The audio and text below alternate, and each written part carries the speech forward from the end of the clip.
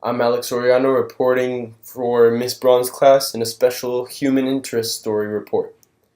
Between 40,000 and 20,000 years ago, hunters from Asia migrated across the Bering Strait land bridge to North America. The North Americans had no great empires but did create complex societies.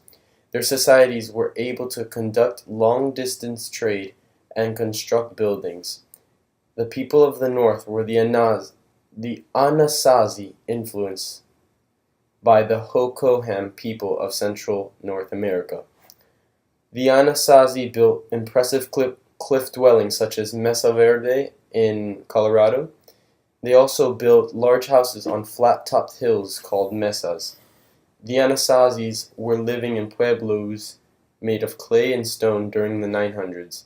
The constructions of these big buildings requires a lot of organization and creativity. The Anasazi had skilled labor workers to move the clay to the site. The windows were kept small so that the sun would be kept out and the temperature would be cooler inside. Skilled builders then used a muddle mortar to construct walls up to 5 stories high. Many of the Anasazi pueblos were abandoned around 1200 due to drought. That's it for my human interest story. Now on to David.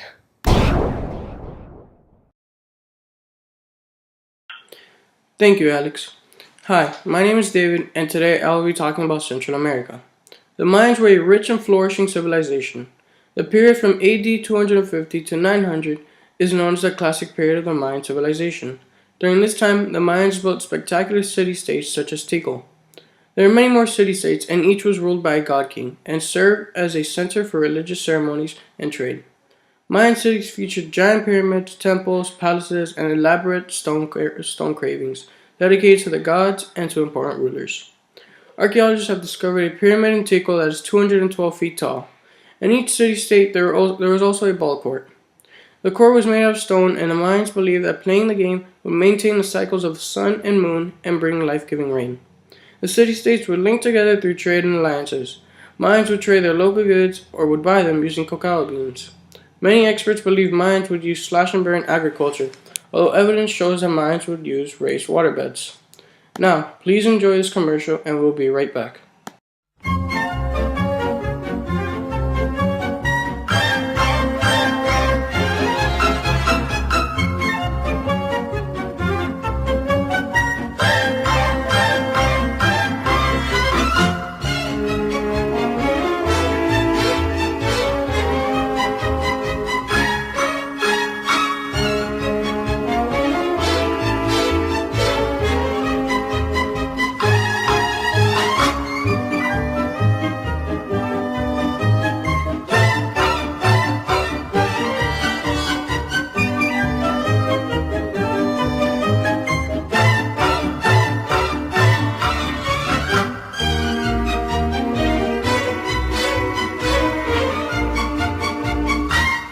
I'm Harrison Levinsky reporting to you on South America, or more specifically, the Incas.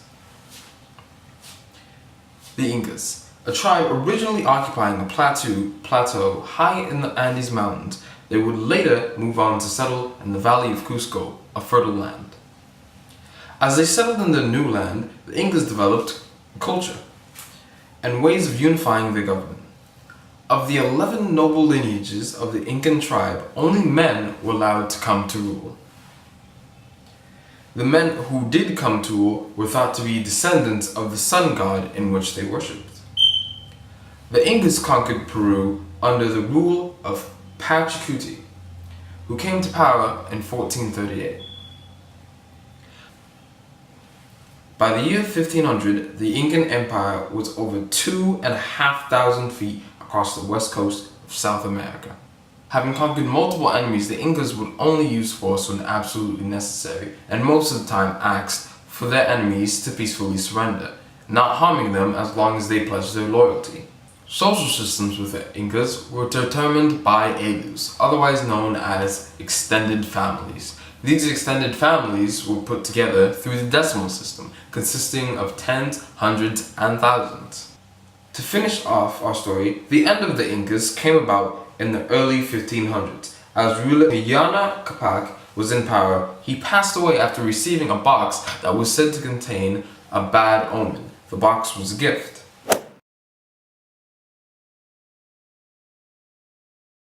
This caused civil war, and after the civil war, the Spaniards came in. Taking control of the weakness of the Incas, they conquered the land and soon divided it. Thanks for watching. Thank you, Harrison. Hi, David again, and today I'll be reporting about my editorial. I think the Mayans were one of the most advanced civilizations of its time. The Mayans developed a 260-day religious calendar, which consisted of 13 20-day months. A second 365-day solar calendar consisted of 18 20-day months, with a separate period of 5 days at the end. The two calendars were linked together like mesh gear so that any given day could be identified in both cycles. The calendar helped the Mayans know when was the best time to attack enemies, plant crops, and decide new rulers.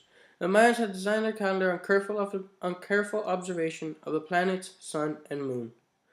Highly skilled Mayan astronomers and mathematicians calculated a solar year of 365.2420 days.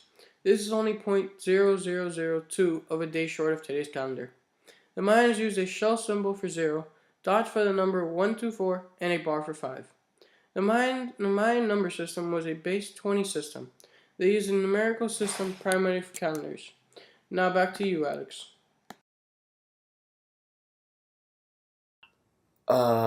Thank you, David, for that awesome segment of the show. Thank you. Well, in other words, I have a story ready for you guys at home viewing this. On the east side of the Mississippi River, other ancient people, the mound builders, were creating their own unique traditions. A culture known as the Adena began to build huge earthen mounds in which they were burying and burning their dead. The last mound building culture was the Mississippians, who thrived on villages based on farming and trade. Cahokia was the leading site of their culture, with priest rulers who regulated farming activities. In some areas, tribes formed political alliances with the Iroquois in the eastern Great Lakes region. They traded, had similar religious beliefs, and shared social patterns. Okay. Along the Columbia River, the Chinook people established a lively marketplace that brought together trade goods from all over the West. Another feature that brought the people together were the religious beliefs in special spirits that gave them rituals and customs to guide their lives. The Native Americans had great respect for their land, the source of life for them. And when the Europeans claimed land in North America, the issue of land ownership created conflict. That's the end of my part. We'll see you later.